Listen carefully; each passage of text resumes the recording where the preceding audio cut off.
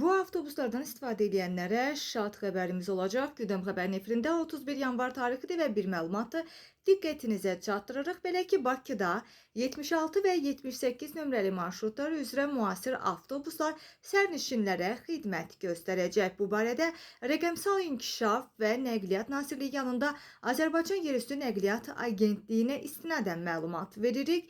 Qeyd eləyək ki, Aynanın məlumatına əsasən sərnişin daşıma sahəsində xidmət keyfiyyətinin yüksəldilməsi və vətəndaş məmnuniyyətinin artırılması məqsədi ilə daha 2 müntəzəm marşrut xəttinə müasir və komfortlu avtobuslar cəlb olunub.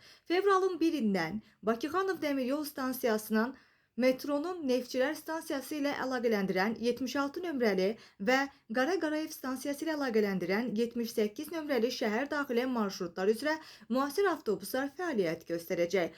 Avtobuslarda ödəniş nəğdsiz qaydada həyata keçiriləcək, gediş haqqı isə 50 qəpik təşkil edəcək.